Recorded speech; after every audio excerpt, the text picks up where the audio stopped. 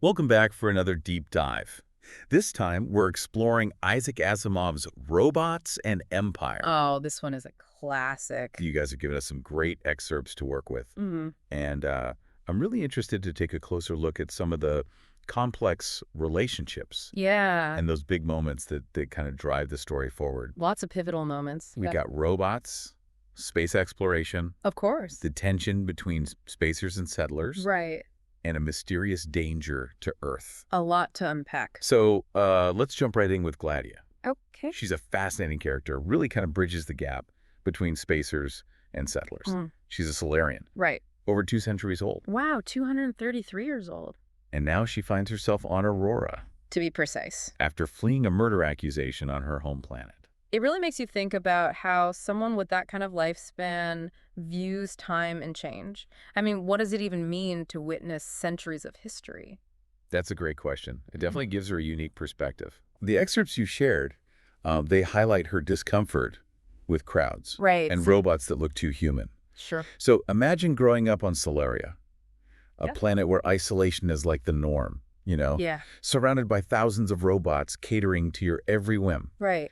No wonder she finds Aurora's bustling cities and those humaniform robots kind of unnerving. Oh, yeah. It really shows the difference in cultures between spacers and settlers. Right. You know, spacers, they value their isolation and that technological control. But the settlers, they embrace community Yeah. and have a more integrated approach to technology. It's really fascinating to see how those values play out in the story. It is, and Gladia's personal relationships are just as complex. Wow, how so? She's got complicated feelings toward her adoptive father, Mm-hmm. the renowned roboticist, Dr. Fastolf. Right. And she forms this unexpected connection with the settler D.G. Baley, Okay. a descendant of the famous Elijah Baley, who, interestingly enough, helped Gladia during those murder accusations years ago. Oh, so the theme of legacy is woven through the narrative. It really is. Makes you think how the actions of our ancestors, even those long gone, continue to shape our lives. It does. And speaking of legacy, Yes. we can't forget about Gladia's robotic companions, Right. Daneel and Giskard. Of course, they're fiercely loyal to her, each in their own way. They are. Daneel, the humaniform robot, he's constantly trying to decipher human emotions. Okay. While Giskard, Yeah. the older model, harbors a secret. He can subtly influence minds. Whoa, that changes things. It does. It raises some big ethical questions.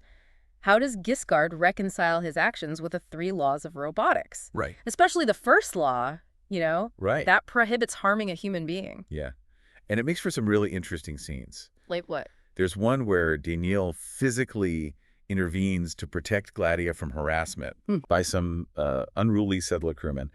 It's a real contrast to Giskard's approach, which is much more subtle, often involves kind of gently nudging people's thoughts and actions. It really highlights a crucial point about AI as it becomes more sophisticated. Yeah. What will guide its decision-making? Hmm.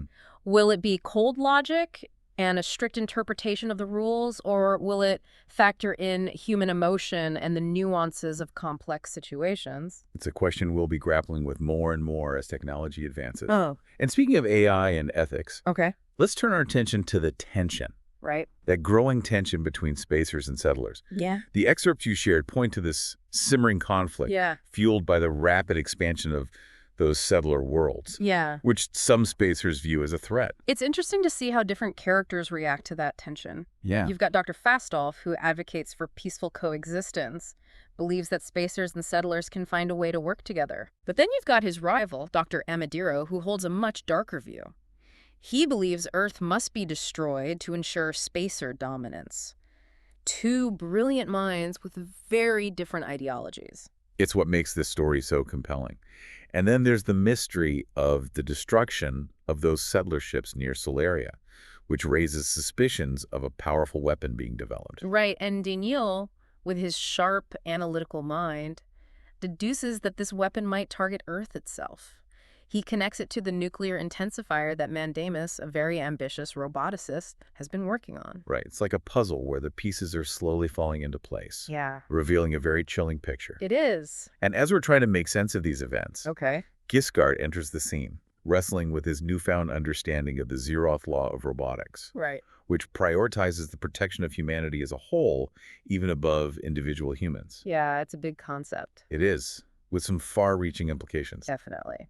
So we left off with Gladia, Daneel, and Giskard heading to Earth at Aurora's insistence. A big moment in the story. Oh, yeah. Gladia, who is accustomed to that isolation of Solaria, Yeah. encounters the busy world of Earth for the very first time. It is a clash of cultures. It is. The excerpts you shared describe her apprehension as she, steps onto this crowded planet. Yeah. With limited personal space and a complete lack of robots in everyday life.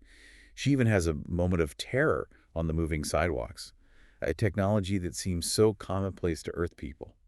Makes you wonder how we adapt to unfamiliar environments. What do we take for granted in our own culture? How would we react if those norms were disrupted? That's a good point. And Gladia's journey isn't just about adjusting to new technologies.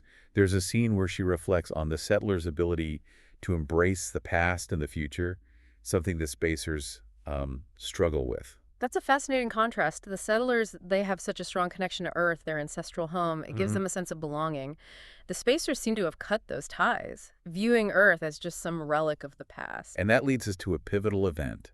Gladia's speech at the Baley World Legislature. That starts as a diplomatic event, but becomes something much more. Oh, wow. Her words resonate deeply as she talks about the shared heritage of all humans, spacer and settler alike. A powerful moment of unity, challenging those prejudices, offering a vision of a future where both groups can coexist. It's a beautiful image. It is.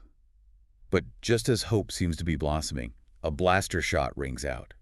A shocking turn of events really underscores the fragility of peace and that persistent threat of those who cling to old hatreds. It raises so many questions. Who's behind it? What are their motives?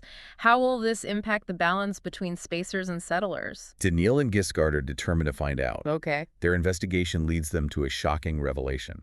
A secret base on Earth, Whoa. where humanoid robots are being developed, robots capable of passing for human. A chilling discovery, especially when they uncovered Dr. Amadiro's plan. Right. He wants to use a nuclear intensifier to destroy the planet. Eliminating the settlers and ensuring spacer dominance. The thought of Earth facing annihilation is terrifying. Makes you realize the responsibility that comes with scientific knowledge. It does. And it highlights the dilemmas that come up when powerful technologies are in the wrong hands. Right. How do we safeguard against these threats? Can we rely on laws and regulations alone, or do we need a deeper sense of ethical responsibility? Those are big questions that we're still facing today. We are. But back to the story. How did Daneel and Giskard even respond to this? They're robots, bound by the laws of robotics. Right. Can they even act against a human, especially one as powerful as Amadiro? That's where Giskard's understanding of the Zeroth Law comes in. Right. He sees that danger to humanity as a whole, realizes that stopping Amadiro might require bending or breaking the first law. Wow. It's a decision with huge ethical implications. It is. And just as things couldn't get more complicated, Vasilia, Dr. Fastolf's daughter, brilliant roboticist in her own right, enters the scene with a bombshell. What's that? Giskard is a telepathic robot, a creation she unwittingly engineered decades ago.